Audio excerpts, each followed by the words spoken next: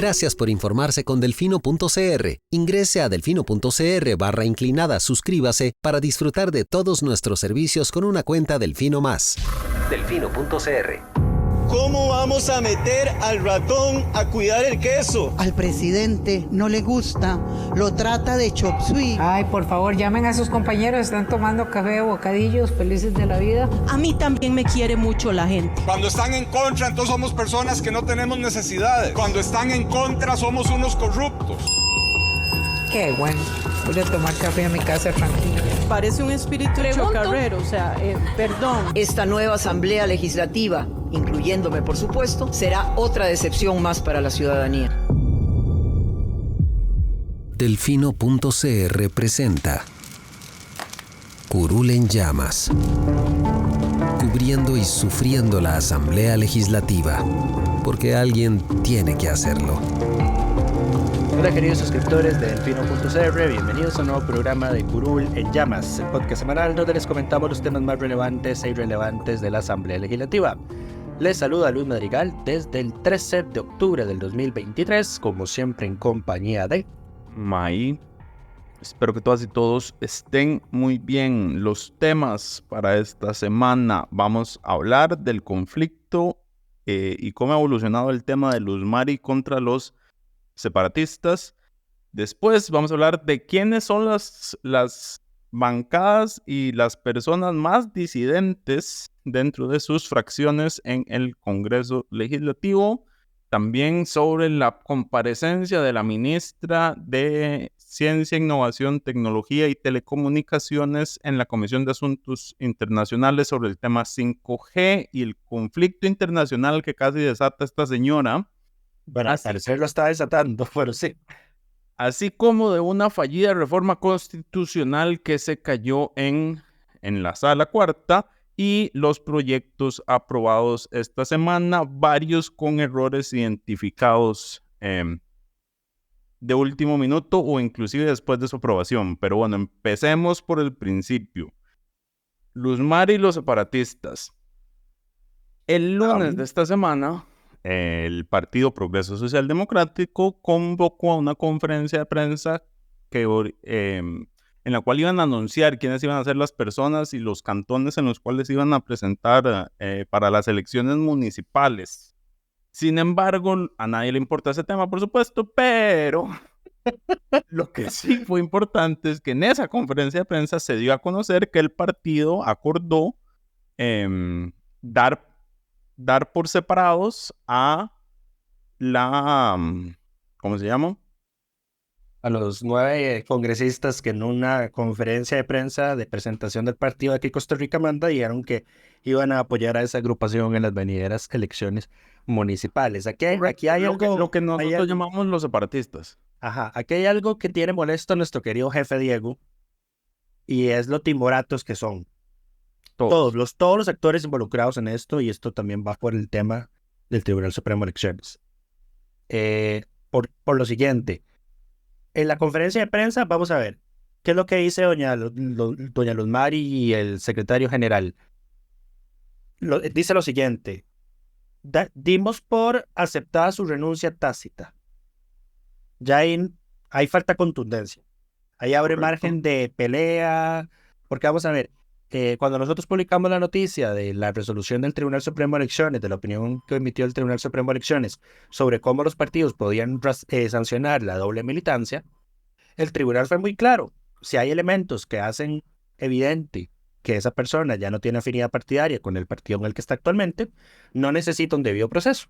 Nada más lo convoca a una audiencia, se presentan las pruebas, se hace el descargo, si es que, digamos, va a decir, es que ese no soy yo, esa es una imagen alterada, yo ese día no estaba ahí. Ajá, correcto. Pero entonces, ¿qué es lo que ocurre? Que entonces doña Luz Mari y el secretario general, que doña Pilar Cisneros insiste reiteradamente en que es su esposo. El esposo de Luz Mari, no de doña Pilar, ¿verdad? Ajá, sí. Sí, valga la aclaración. Dicen esto, ¿verdad? Aceptamos su renuncia tácita. Y cuando los medios de comunicación que están presentes en la conferencia le preguntan, ¿los están expulsando? Y dicen, no, nosotros no estamos expulsando a nadie. O sea, Claro, al final, expulsarlo es un proceso distinto. Ahí tienen razón en cuidarse en los términos que se utilizan. Lo que hacen es lo que dicen separarlos. es despojarlos de su militancia partidaria. Correcto. ¿Qué fue lo que debieron haber dicho? Es como les estamos quitando su militancia porque abierta y notoriamente ellos forman parte de otro partido político, ¿no? Que es el argumento que están utilizando. Sí, antes de que se me olvide, resulta y acontece lo siguiente, que hemos estado viendo a ver qué va a ocurrir con estos 9, ¿verdad? A raíz de que ya formalmente, digamos, no están en Progreso Social Democrático. Correcto. Nos pusimos a buscar resoluciones de la Sala Constitucional, del Tribunal Supremo de Elecciones, de la Procuraduría, y efectivamente estamos ante un hecho inédito. De hecho, cuando en la Asamblea Legislativa acá en Costa Rica empezó a darse el fenómeno de los diputados independientes, y los diputados independientes perdieron las prerrogativas que solo están reservadas a fracciones, ellos fueron a la Sala Constitucional con acciones de inconstitucionalidad, la Procuraduría se pronunciaba, y por ejemplo, la Procuraduría tiene mapeados casos de diputados que renuncian al partido, pero no a la fracción, cosa rara. Tienen casos de diputados que renuncian al partido y a la fracción.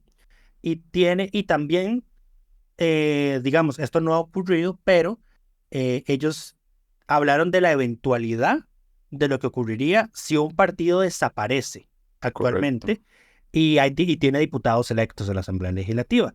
Entonces, ¿qué es lo que decía la Procuraduría? Dado que, o sea, si eso llegara a ocurrir, si ese partido desaparece, esos diputados se quedan pues sin fracción legislativa. Son independientes, pues usted no puede ser una fracción de algo que no existe.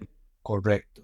Entonces, es un concepto complicado, pero... Sí, pero bueno, el tema de que un partido expulse a alguien, de que le quite la militancia, no tiene antecedente. Ha pasado muchas veces, lo que pasa es que siempre se cae ante el tribunal, pero porque el proceso de expulsión no ha cumplido con los requisitos usualmente.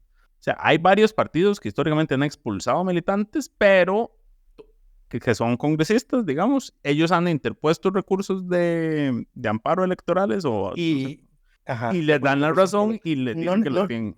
No necesariamente. El antecedente que tenemos de eso son don Gonzalo Ramírez y don Avelino Esquivel de Renovación Costarricense, que ese era el partido de don Justo Orozco, si recordarán. El partido de don Justo Orozco había dispuesto a expulsar a esos 2 diputados del partido y de hecho había mandado cartas a la asamblea diciéndole ellos ya no son parte del partido, por favor no los reconozca como diputados de.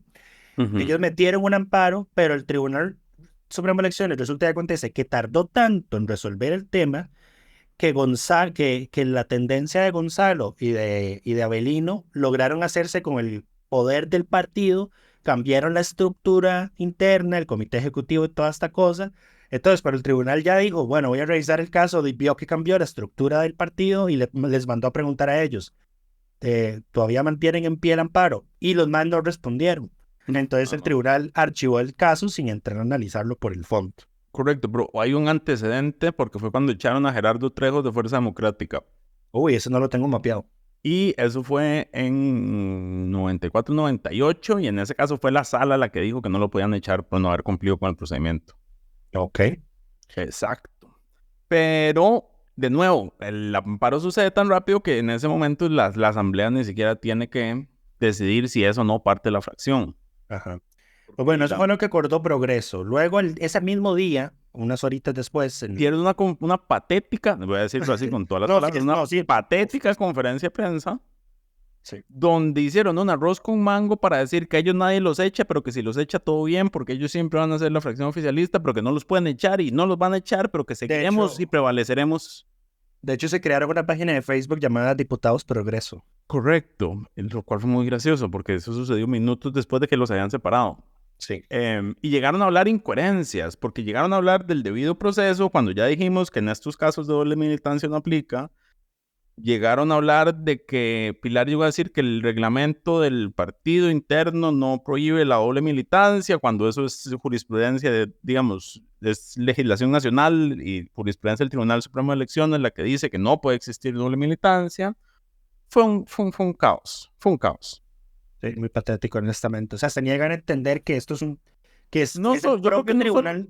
Es el propio Tribunal Supremo de Elecciones el que dijo el procedimiento que hay que seguir. Yo creo que ellos no se leyeron el procedimiento para la doble militancia y siguen pensando que mientras no les hagan, que como ningún partido ha logrado expulsar militantes, siguiendo el debido proceso sin que se caiga la sentencia en el tribunal finalmente, que ellos se van a poder salvar por ahí.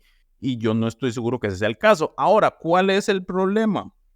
El problema es que, de nuevo, como decía Lucho, situación inédita, porque aquí entonces el directorio de la Asamblea Legislativa, el cual recibe una notificación del partido diciendo estos 9 ya no son miembros de este partido, quíteles todas las representaciones que tengan del partido, pues ya no nos representan, ya no son representantes de este partido, no pueden ser miembros de una fracción, de esta fracción. Y el reglamento dispone que la Asamblea se estructura y se organiza en cuantas tantas fracciones hayan resultado de partidos electos en las elecciones. Correcto, entonces el problema es que si el directorio es como, bueno, ustedes no han renunciado, pero los puedo dejar que hablen por la fracción de un partido del cual ustedes ya no militan y el partido pidió que no los represente, que sería una opción, pero bueno, el directorio, como todos en este país, tiró la pelota para adelante, primero mandó a preguntar si estaban firme. Lo cual es una pregunta inteligente porque esta gente apeló la decisión. Apelaron el mismo día. El mismo día que el directorio mandó a preguntar si estaban firmes. Ah, sí, pero bueno. Interesante. Apelaron la decisión y el directorio además le pide criterio a servicios técnicos y a servicios jurídicos, que es el que va a decir como, bueno, ¿qué va a pasar? Sí, y eso esta vez le dieron un plazo de 15 días para que respondan.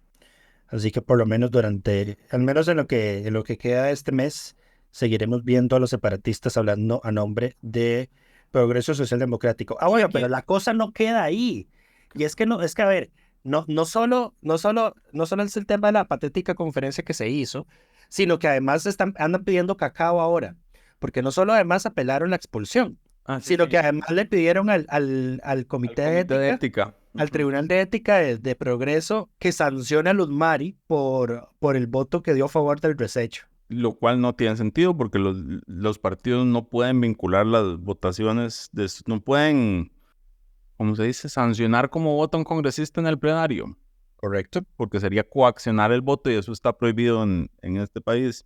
Sí. Pero aquí es donde viene el problema que tenemos con de la independencia de los diputados. De elección, de que si bien nosotros elegimos diputados por listas de partidos políticos, los diputados cuando asumen el cargo, asumen como diputados de la nación.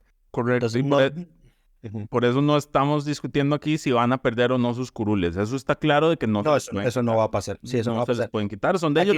Lo que es la pertenencia a la fracción o no. Estamos hablando de otras prerrogativas. No estamos en España. Ahora bien, a mí me parece que sí debería ser el caso de que de aquí debería ocurrir lo que ocurre en España. Que el partido pueda quitarle la carta de diputado a alguien. Pero ya eso es discusión de otro tema y hoy tenemos agenda muy llena. Ese es un tema de discusión. Ahora, nada más quería hacer un paréntesis porque mucha gente comentó noticias posteriores diciendo que ya no eran diputados oficialistas, que eran diputados independientes. Entonces hay que hacer una aclaración. Digamos, recordemos que en este país el Poder Ejecutivo no tiene partido. Ajá. A pesar de que queda electo por un partido. Eso es otro sinsentido que tenemos en nuestro sistema político. Más o menos, porque yo con Rodriguito te digo que le agradezco a la Constitución tener esa prohibición de beligerancia. Pero igual la vio, ahora, a ver, es que igual la vio, a ver. Pero no tanto que imagínate si estuviera por la libre. Es un tema complejo, digamos. Pero bueno, más allá de eso, el Ejecutivo no tiene partido. Entonces se dice que la fracción oficialista es la fracción del partido que ganó el gobierno, por supuesto. Pero al final de cuentas, lo que hablamos con oficialismo es una cuestión de afinidad con el gobierno. Por eso pasamos bromeando de que ahí metemos a diputados de Nueva República, de la Unidad. Exacto, por eso de vez en cuando de Carolina Delgado. Hay varios oficialistas extraoficiales, digamos. Entonces, estos, aunque se han declarado independientes, mientras ellos se consideren cercanos al gobierno y la voz del gobierno en el plenario, seguirán siendo diputados oficialistas. Ese término es correcto. Lo que pierden es la condición de diputados de Progreso Social Democrático, correcto, que es el partido. Pero bueno, y no crean, a ver, no estamos siendo más papistas del Papa. Nosotros estamos deseando cambiarles la banderita en nuestros registros de votación, pero hay que hacer las cosas bien. Y ahora la pelota la tiene Servicios Técnicos, Asesoría Jurídica del Congreso y el Tribunal Supremo de Elecciones. Al tribunal, yo no sé por qué, porque el tribunal lo notificaron de lo que se hizo. El tribunal ya dijo cuál es el procedimiento. si se cumplió el procedimiento, el tribunal no tiene nada que hacer. Y puede ser que el tribunal diga, yo le dije que tenía que ser un procedimiento y si usted lo hizo, está bien. Porque en todo caso creo que no ha cometido un amparo electoral.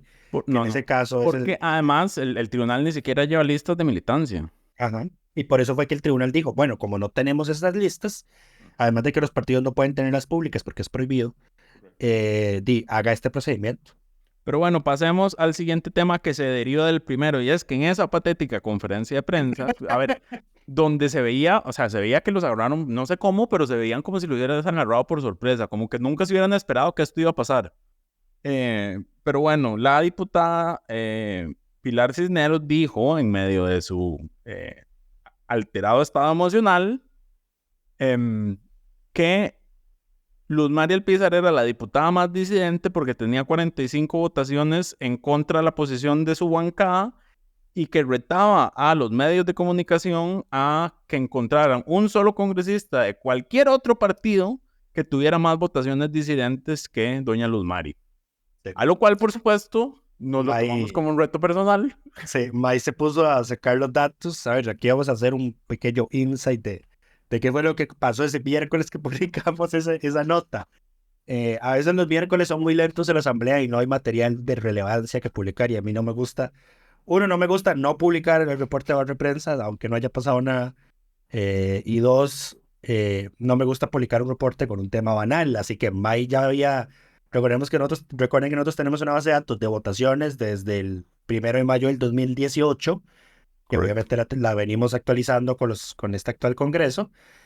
Y May entonces, como es un crack en Excel, porque es un crack, se hizo ahí unas fórmulas para sacar esos datos con la base de datos del actual congreso y lo hizo y me salvó la tanda el miércoles porque no tenía tema para el miércoles, además no había presentado ningún proyecto de ley relevante que pudiera rescatar, así que por eso barra de prensa el miércoles fue eso. Voy a hacer un paréntesis, porque había material en la conferencia de Relaciones Internacionales de la que hablaremos posteriormente, pero no la vimos hasta el jueves. Sí. Pero bueno, entonces me lo tomé me lo tomé personal, como diría Michael Jordan. Sí. Entonces me puse a sacar las estadísticas de disidencia. Sacó las estadísticas, me las dio a mí, yo redacté la nota. O sea, los dos estábamos gozando ese día. Estábamos gozando por el tema. Pues, si ustedes leyeran nuestros chats, era una... bueno, en fin. Correcto, estábamos disfrutando y nos dimos cuenta que no solo hay más de un diputado que tiene... sino que es 1 de cada 3. Dijo Álvaro Murillo, exacto. 1 de cada 3 tiene... hay dos cosas curiosas. Es 1 de cada 3 quienes tienen más votaciones disidentes que Luz Mari Alpizar.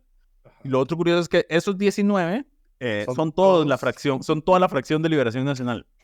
Correcto. Y al parecer puede ser que la nota les haya caído como balde de agua fría porque el jueves se está celebrando un aniversario más del partido.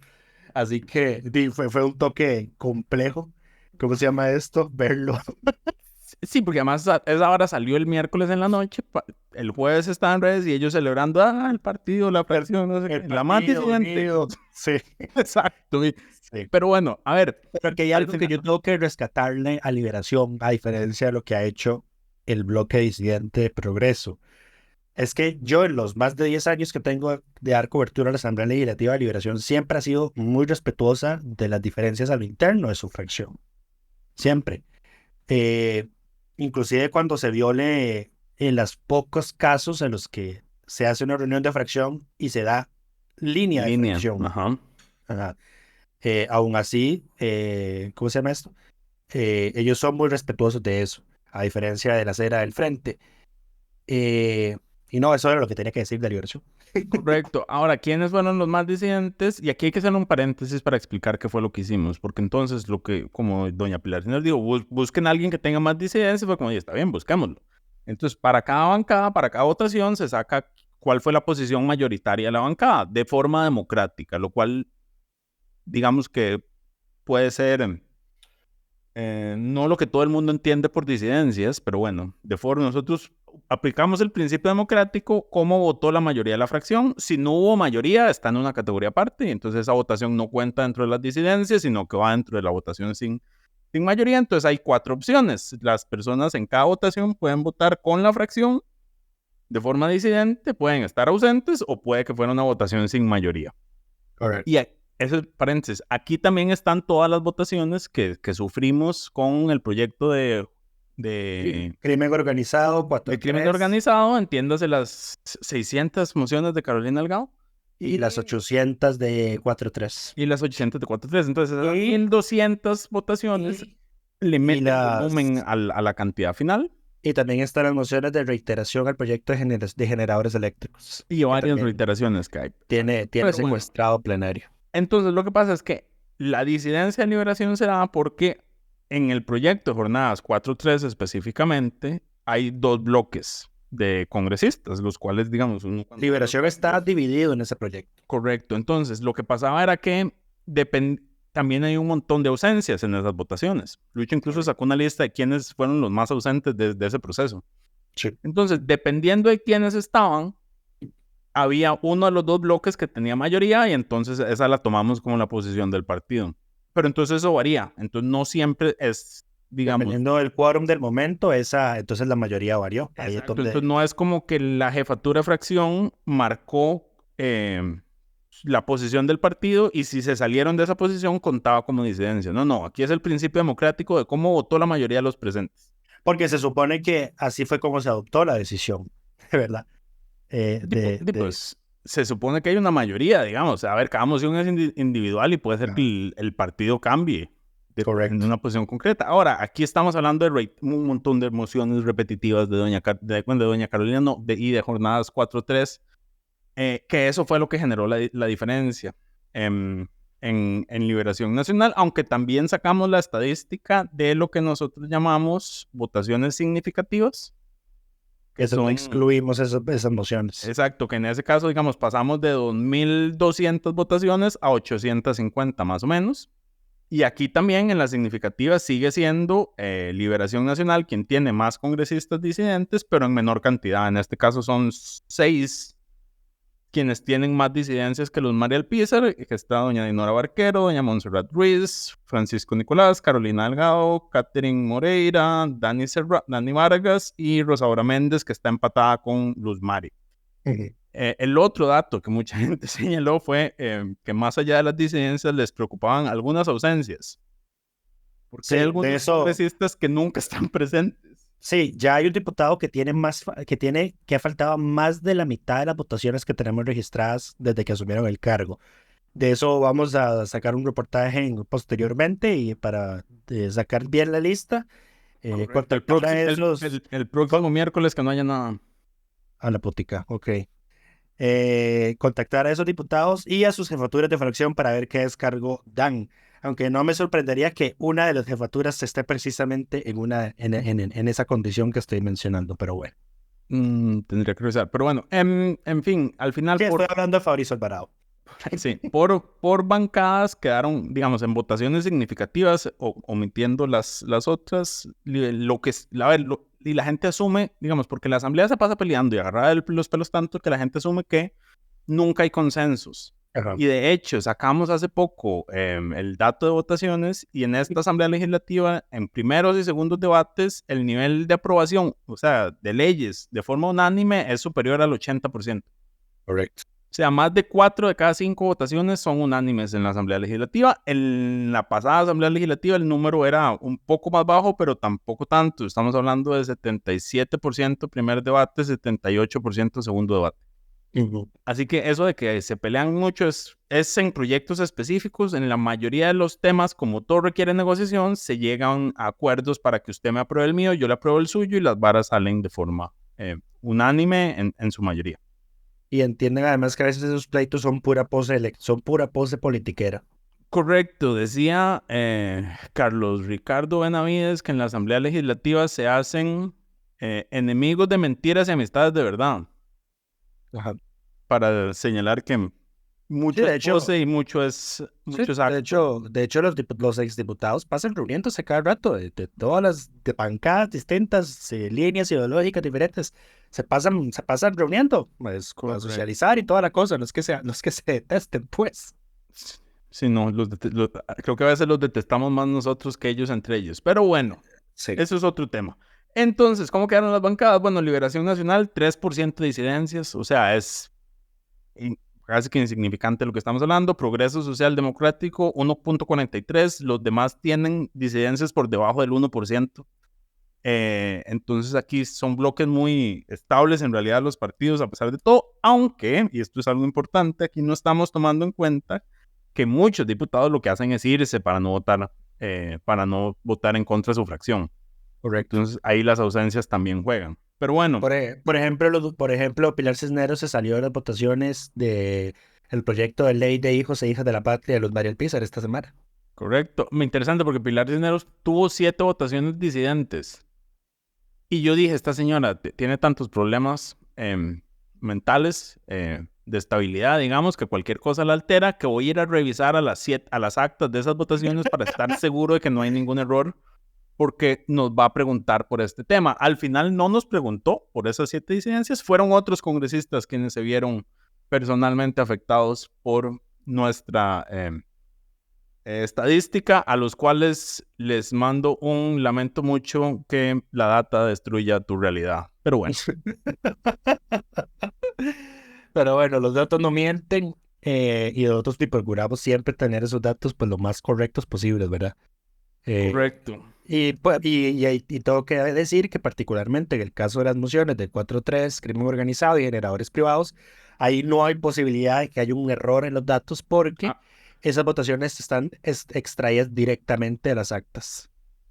Correcto. A ver, hay una posibilidad de error si hay un error en el acta. Es que no puede haber un error en el acta porque la tabla la crea el sistema de votación que usa la asamblea. Digo, la tecnología se equivoca, pero digo, el error no sería humano en ese caso. Y igual cuando ratifican el acta, consolidan, ¿cómo se llama? Consolidan los actos. Consolidan el error, exacto. Pero bueno, pasemos al siguiente tema. La Comisión de Asuntos Internacionales llamó a comparecer a los jerarcas del MISID, que esta es la ministra Paula Bogantes y su viceministro Hubert Vargas, si no me equivoco, a que hablaran sobre el famoso decreto de ciberseguridad que se firmó a mediados de este año y sobre el tema 5G y que en la práctica excluye a empresas de origen o de casa matriz china de participar en los procesos de implementación de 5G en el país. Ese es el resumen. ¿Por qué lo excluye? Bueno, porque tomaron como punto de referencia en temas de seguridad un convenio que se llama el Convenio de Budapest y dice que solo los países que lo hayan firmado o que hayan mostrado intención de firmarla formalmente pueden, las empresas de esos países son las que pueden participar. Ellos han insistido y rejurado en todo lugar donde les ha tocado hablar de este tema, que esa fue una decisión técnica que nace a raíz de, primero, el ciberataque que sufrió el país y segundo, la necesidad de tomar medidas al respecto. Y tratan de justificarse en que el convenio de Budapest tiene, digamos, procedimientos de persecución penal para las personas que se encuentran como cibercriminales y que afectan, digamos, al país y que los otros países los pueden perseguir y demás, etc. El punto es que en la comparecencia llegaron a defender esta posición de que la decisión ha sido técnica y no decisión política, que es lo que todo el mundo ha dicho abiertamente. Digamos que lo que se ve no se pregunta. Y en lugar de llegar con argumentos técnicos a mantener esa posición, el viceministro llegó abiertamente a decir, sí, es una decisión política. Básicamente, porque dice, como diría Freud, los traicionó el inconsciente, porque el viceministro llegó a decir y llegó a leer, digamos, una parte de la ley de seguridad china que dice que las empresas de ese país y las personas privadas de ese país están obligadas a cooperar con el país en temas de inteligencia.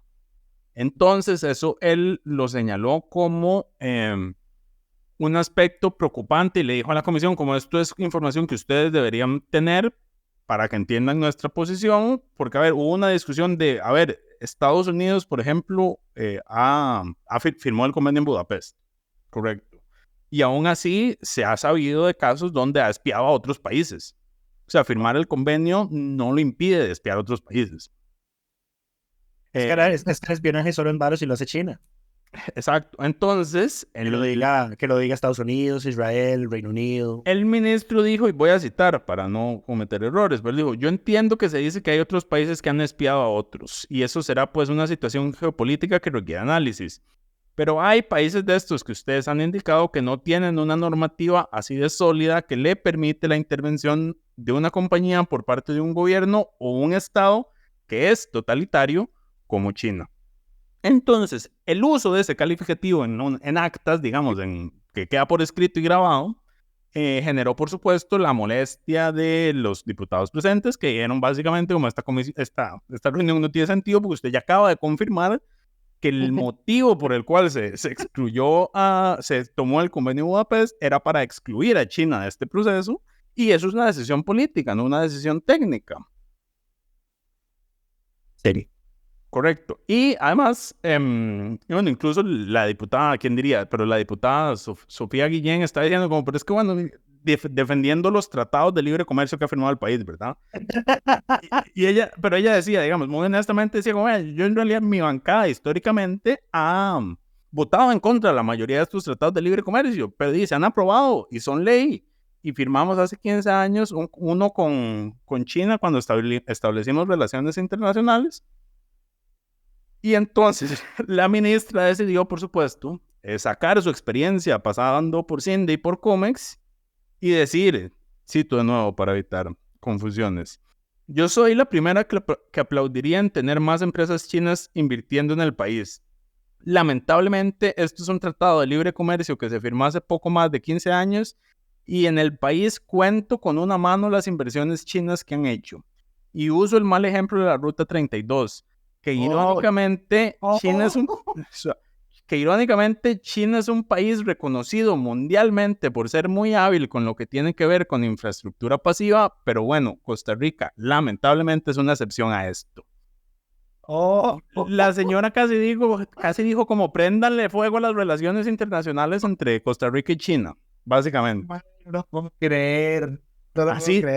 Así fue el nivel de influencia. Esto es reacción legítima, porque yo, no vi la audiencia y no leí la nota que publicó Mike. Gracias, Lucho. Gracias por el apoyo siempre. No lo puedo. Exacto. O sea, cuando yo te dije, como aquí hay una noticia, fue como, yo no entiendo cómo nadie más puso estas declaraciones en portada. Se volvieron locos. Ajá. Pero bueno, ya por supuesto. Ya reaccionó en la embajada china, eso vi que lo publicaste antes de que grabáramos. Eso fue Alonso, creo que fue el que hizo la nota, pero no, la embajada china mandó un comunicado en horas de la mañana. Donde calificó las declaraciones de irresponsables e infundadas. Correcto. Además dijo que se le fue encima, dijo que el Tratado de Libre Comercio ha generado, o sea, se le fue a todo lo que dijo. Sabes que estoy viendo, yo no he leído la nota de Alonso. Leí el comunicado. Aquí, bueno, sí, el comunicado de la Embajada de China dice, estos comentarios, los de Paula Bogantes y Hubert Vargas, afectan gravemente la confianza y las expectativas de las empresas chinas para realizar actividades económico-comerciales en Costa Rica y socavan el buen ímpetu de desarrollo de las relaciones bilaterales. Lamentamos mucho por sus comentarios y expresamos nuestra enérgica y vehemente oposición a sus acusaciones irresponsables e infundadas. Exacto, no, los chinos tampoco se guardaron nada. Pero bueno, lo más importante fue que dijo que estamos a la expectativa, o sea, la Embajada de China en su comunicado señala que están a la expectativa de que los distintos sectores de la sociedad costarricense no se dejen engañar por las maniobras políticas de unas pocas personas y continúen haciendo esfuerzos conjuntos con la parte china para salvaguardar las relaciones bilaterales. Y a ver, y es que de verdad se volvieron locos, mae, porque, o sea, vea que hasta China nos lo recuerda en el comunicado. 1, Costa Rica es el único socio estratégico de China en Centroamérica, número 1. Número 2, China es el segundo socio comercial de Costa Rica. Esto digamos, en la comisión, las palabras de doña Paula no le cayeron bien a José Pablo Cibaja, que dice que es relacionista internacional, y que él dice como, suave, tenga cuidado con lo que dice, ¿verdad? Porque estamos hablando de China, potencia mundial, y por un tema de diplomacia, lo que usted está diciendo puede generar problemas, y recordemos que es el segundo país al que más insumos le compramos después de Estados Unidos. ¿Será que creyeron que la audiencia era privada por tratarse de temas de relaciones internacionales? No creo. Es la única explicación. O sea, estoy dándoles el beneficio de la duda de que porque de que lo que dijeron, creyeron que lo estaban diciendo bajo juramento. ¿Cómo es? Perdón, no bajo juramento, en una audiencia que estaba siendo grabada. No, ellos sabían que estaba siendo grabada. Y además, don Luis Fernando Mendoza, el presidente de la comisión, paréntesis, quien por cierto, a ver, Relaciones Internacionales no es una comisión que yo vea con frecuencia. Esta la vi porque vi algo en Twitter y yo dije, como suave un toque, ¿qué fue lo que pasó? Y entonces me metí a verla y de ahí fue que se originó la nota. Entonces, es la primera vez que lo vi presidiendo y quiero enviarle mis felicitaciones porque qué bien dirige una comisión ese señor. Esa es la experiencia que tiene de haber sido presidente de la Asamblea Legislativa en sus anteriores periodos de diputado, que por cierto, don Luis Fernando se vanagloria mucho de eso, porque a veces cada 2 por 3 que habla en el plenario siempre dice, cuando yo era presidente de la Asamblea Legislativa. Exacto, pero bueno, mis felicitaciones porque realmente tiene un dominio y un control de la dinámica de las comisiones envidiable para, digamos, que muchas otras presidencias de otras comisiones podrían aprender de él. Ahí es cuando uno dice que la carrera parlamentaria tiene sus ventajas. Si tan solo hubiera una forma de que realmente fueran los buenos los que se quedan, pero bueno. Más allá de eso, el señor es el coordinador del grupo de amistad parlamentario sino-costarricense. O sea, él es el que coordina el grupo diplomático entre la Asamblea Legislativa de Costa Rica y el Congreso de China. Entonces, claramente él dijo, no voy a hablar como presidente de la comisión, sino como este pequeño grupito que yo represento y ustedes vinieron aquí a ofender, básicamente. Y señaló, por supuesto, que el vínculo diplomático, comercial y de amistad considera que las declaraciones hechas eran un poco fuertes y que podrían reconsiderarse. Y fue muy interesante porque al final el señor incluso, digamos, dice, como nosotros siempre por cortesía a la persona que viene a hablar le damos un espacio, un minutos para que cierre, ¿verdad? Uh-huh. Y yo dije, ok, fijo, esto no fue noticia porque la ministra al final se retractó de lo que dijo. Y no, la señora nada más omitió el tema y tiró un par de argumentos ahí como justificando la parte técnica, comillas, y no dijo nada sobre básicamente la granada que le tiró a las relaciones diplomáticas entre Costa Rica y China. Pero bueno, fue un gran día. Próximamente veremos a la ministra Bogartes con la bandera de Taiwán corriendo por casa presidencial. Uf, ¿te imaginas? El desastre. Pero bueno, pasemos. Pasemos al siguiente tema. La Sala Constitucional informó... No, yo le toqué la razón esta vez. Yo siempre los perdono. A mí me gusta, ya ayer sentí cuando llegó esa resolución y la leí, me emocioné, porque es un cambio de jurisprudencia, es un cambio de criterio, y siempre que la sala cambia de criterio me encanta leer y entender por qué. Y en este caso... Tiene una lógica. Estoy de acuerdo y entiendo por qué se emitió esa sentencia, pero bueno, voy a explicar qué fue lo que ocurrió. Ayer en la reunión de jefaturas de fracción, don Rodrigo Arias anunció de que había llegado al directorio, al Congreso, la notificación del voto completo de la Sala Constitucional al proyecto de reforma constitucional que pretende transparentar los procesos disciplinarios contra magistrados de la Corte Suprema de Justicia. Recordemos que cuando un magistrado es investigado al interno de la Corte, el acuerdo tiene que ser adoptado por la Corte Plena. Y la sesión, además de ser privada, la votación de si, digamos, se le sanciona o se le abre la causa, también es privada. Pues esta reforma constitucional, y eso está establecido en la Constitución, ¿verdad? O sea, no se puede cambiar por ley. Se presenta esta reforma constitucional en el periodo el periodo constitucional anterior para cambiar eso. ¿Qué fue lo que ocurrió? Se aprobó, vamos a hacer la cronología. El anterior Congreso le dio primera y segunda lectura de admisibilidad, que son las reformas constitucionales, recuerden, tienen que leerse 3 veces y luego votarse su admisibilidad. La Asamblea anterior hizo las 2 primeras lecturas y cuando llegó esta Asamblea Legislativa se realizó la tercera. Se hizo la comisión especial, se aprobó la admisibilidad, se hizo la comisión especial dictaminadora, la comisión rindió un dictamen afirmativo y el proyecto se aprobó en primer debate de primera legislatura, posterior a lo cual se manda a revisión obligatoria a la Sala Constitucional. La Sala revisa el trámite del expediente y encuentra que... Se da cuenta de ese detalle. Se dan cuenta de que desde que pasó la segunda lectura y hasta que se dio la tercera, pasaron 4 años. Ya, sí, o sea.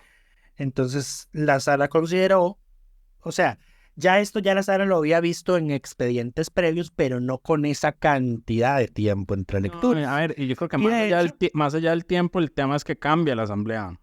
Ajá, sí, pero a ver, porque vamos a ver, la Constitución dice que para reformar la Constitución, el proyecto de reforma constitucional sobre las reiteraciones, tiene que leerse 3 veces en intervalos de 6 días. O sea, es un plazo fijo que establece la Constitución.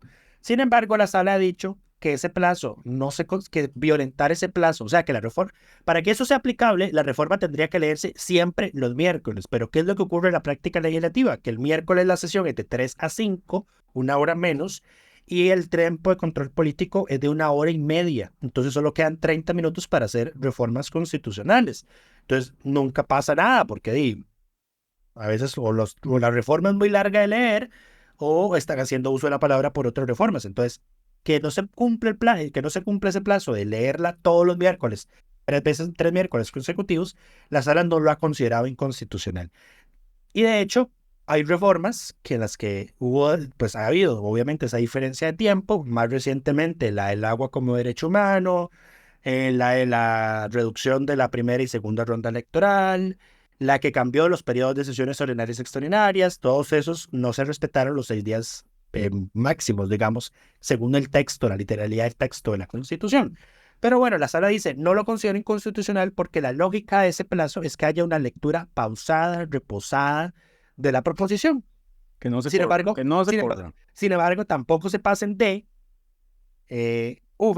porque esperar 4 años para hacer una de las lecturas, pues es demasiado tiempo, agravado por el hecho de que la conformación de la Asamblea Legislativa cambió. Entonces, correcto. ¿Qué es lo que dice la Sala Constitucional? Este proyecto tiene un vicio esencial de procedimiento porque si la anterior Asamblea no terminó el trámite de las lecturas de admisibilidad, esta Asamblea no podía simplemente retomarlo en la tercera. Tenía que leer las 3. Tenía que haberlo hecho de nuevo las 3 veces. Y es el cambio de jurisprudencia. Lo cual yo agradezco por lo menos la claridad de la Sala para saber qué hacer en estos casos. Porque, a ver, en este caso fue dejazón de la Asamblea anterior que le hizo 2 lecturas y se esperó 4 años, digamos. O sea, y no volvió a retomar el tema. Pero puede haber casos, por ejemplo, que sea una reforma constitucional que se presenta en el último año de la última legislatura y que no dé tiempo de darle las 3 lecturas por la razón que sea. Entonces ya la otra asamblea, hay plazo cuatrienal todavía, digamos, están a tiempo, pero la otra asamblea sabe que para admitir esa reforma tiene que leerla 3 veces, aunque los otros ya la hayan leído 2. Correcto. A ver, a lo cual yo también digo, esto es un tema de formalismo, porque todo el mundo sabe que lo que se lee en el plenario nadie le pone atención. Así es. Pero bueno, los formalismos... Pero ¿qué es lo que dice? Necesarios. Este es un voto que redacta doña Ana Mari Garro, que ella es muy estricta con la literalidad de los procedimientos legislativos. Si hay alguien literal es ella, exacto. Es decir, en eso tenemos mucho en común ella y yo. Doña Ana Mari, por ejemplo, fue la que se trajo abajo la dispensa de trámites a los proyectos ya dictaminados, cosa que ya estaba sumamente arraigada en el quehacer legislativo, y para seguir haciéndolo la Asamblea se tuvo que inventar el artículo 177 bis. Correcto. Pero bueno, Ana Mari dice, lo que pasa es que la Constitución dice que la Constitución puede reformarse con absoluto arreglo a los procedimientos que dice la propia Constitución. Así que, pues, el inciso 2 dice que tiene que leerse 3 veces. Si cambia la conformación de la Asamblea, pues bueno, tiene que volver a leerse 3 veces. Exacto, eso es. Y eso fue lo que pasó. Ahora el proyecto de reforma pasa a la Comisión de Consultas de Constitucionalidad para que recomiende solucionar el tema. Y la solución no puede ser otra. En realidad no. En realidad la solución es retrotraer los procedimientos a la primera, segunda, tercera lectura de admisión, votación de admisibilidad, conformación de comisión, reiniciarlo de cero. Pero ese plazo cuatrienal no está vencido ya. No, porque se lo prorrogó esta Asamblea Legislativa y se lo prorrogó en tiempo, valga decir. Ok. Todo bien, pensé que lo habían votado antes. De hecho, la Asamblea ese miércoles votó plazo cuatrienal, pasar a verlo y admisión. Claro. Le dio, entonces, plazo cuatrienal, tercera lectura, discusión y votación de admisibilidad, todos el miércoles. Ok.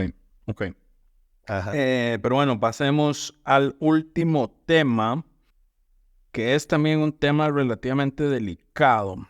Los proyectos aprobados esta semana. Salgamos de lo más fácil. Se aprobó el proyecto presentado por el diputado Léndigo Jorge León que permite sancionar con la pérdida de licencia por 36 meses a las personas conductoras que sean sorprendidas participando en carreras ilegales en vías públicas, lo que se conoce como piques.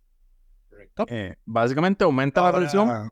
Ahora la pérdida se va a declarar en vía administrativa. Los jueces no pueden establecer una inhabilitación menor a 36 meses. La persona sancionada no puede hacer trabajo comunitario para reducir ese plazo. Y en el juicio penal, porque los piques son ilegales, califican como conducción temeraria que tiene pena de cárcel.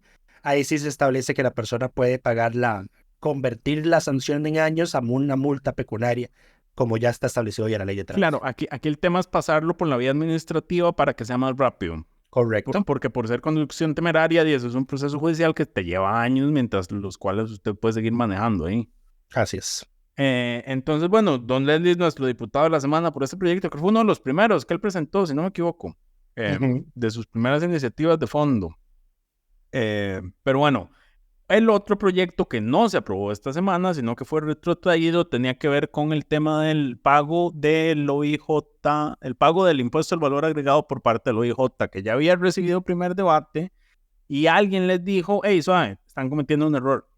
Porque, ¿cómo fue? En realidad en ese no había propiamente un error, lo que pasó es que no querían que Hacienda se pasara de lista e hiciera lo que no tenía que hacer.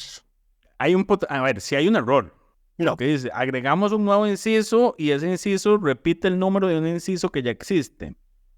Ajá.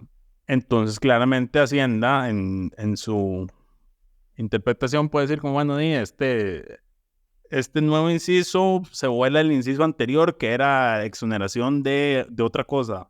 La compra de energía eléctrica para su distribución. Correcto. El problema, ¿por qué pasa esto? Porque el texto entra en un momento en el cual ese otro proyecto no estaba aprobado, no existía, entonces mantiene la numeración y genera un conflicto. Por eso siempre usted nada más se agrega un nuevo inciso y que sin Alevi le ponga el inciso que siga. No hay que ponerse a redactar específicamente, incluir específicamente el número de artículos inciso, porque eso puede cambiar. Eso es un tema de técnica legislativa y no lo han aprendido los actuales diputados. Correcto, pero bueno, ahí se detuvo, se retrotrajo, entonces ahora van a corregir para una moción. A ver, cuando se retrotrae pueden presentar una moción, ¿cómo era? Una moción de consenso. No, la moción de retrotracción, sí, se presenta una moción de consenso, se aprueba, se da un día de espera para publicación del texto y se tiene que volver a aprobar en primer y segundo debate. No, y exacto, se puede hacer la moción para cambiar el texto y cada diputado puede presentar solo una moción, ¿o eso no es esta? No, creo que sí está bien. Sí. Pero bueno, el punto es que la retrotracción es para cosas puntuales. Es como primer debate, nos dimos cuenta, corregimos y seguimos. Esto debería ser un proceso relativamente rápido. La próxima semana debería estar aprobado ese proyecto. Debate. El proyecto para el cual no les avisaron que había un potencial error es el que, ya se llama, es... El que permite que los vehículos con fines de investigación no estén rotulados. No estén rotulados, exacto. El proyecto dice exactamente, porque este es un tema de literalidad, que también este proyecto fue dispensado de trámite esta semana. Empezamos por ahí está el origen del error. Reforma el artículo 236 y 240 de la Ley de Tránsito por Vías Públicas y Terrestres, y lo que hace es, en resumen, lo que dice Lucho, que los cuerpos de seguridad, prevención, emergencias y demás pueden no estar rotulados.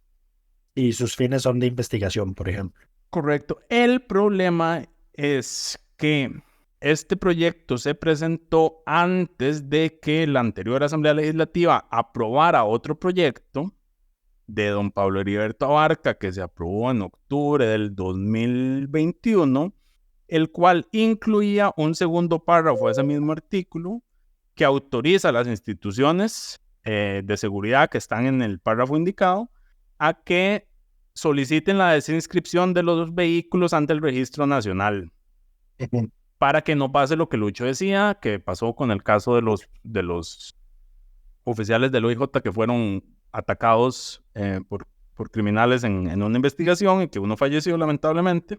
El otro creo que se recuperó, está todavía en el hospital. Está en el hospital, sí. No sé si sonó el teléfono ahorita, pero fue la alerta sísmica del Opsicori porque acaba de temblar en la zona sur. Si se escuchó, mis disculpas, y no, pues bueno, no ha pasado nada. Pero bueno, entonces, ese proyecto de Pablo Heriberto incluye este segundo párrafo.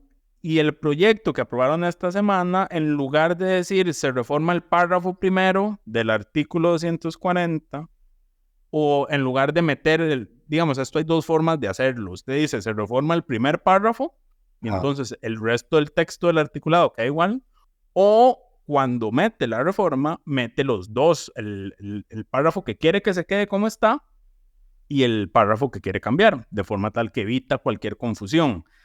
Esta ley, así como fue aprobada, va a eliminar ese párrafo, va a eliminar esa reforma y le va a eliminar la autorización a las instituciones de seguridad a que sus vehículos puedan no aparecer en el Registro Nacional. Correcto. De esto nos dimos cuenta ayer en la noche. Exacto. Vamos a consultar al OIJ a ver qué opinan sobre este tema. Bueno, al OIJ y a seguridad, porque este proyecto deberían vetarlo. Veto parcial para que se corrija y meta la redacción que falta. De hecho, mientras explicabas lo que pasó, revisé la sesión de ayer, porque fue el último proyecto que se votó y no le votaron moción de revisión en el momento. Así que si algún diputado o asesor diputado nos está escuchando, por favor, meta el lunes antes de que empiece la sesión una moción de revisión para que ese segundo debate no quede en firme. Tendrían que meter moción de revisión para que no quede en firme. Aprobar la moción de revisión y retrotraerlo, corregir el error y volver a votarlo en primer y segundo debate. Exacto, porque si no van a quitar. A ver, y parte de lo que decían era que querían ayudarle al OIJ, y al parecer se le están complicando más. Pero bueno, ahora sí, los detalles, el diablo está en los detalles siempre. Esto pasa por dispensar de trámite y no ponerse a revisar. Sí, lamentablemente. Pero bueno, ahora sí, esto es todo por esta semana. Esperamos que todas y todos estén muy bien y nos escuchamos de hoy en 8. Delfino.cr presentó Curul en llamas, cubriendo y sufriendo la Asamblea Legislativa, porque alguien tiene que hacerlo.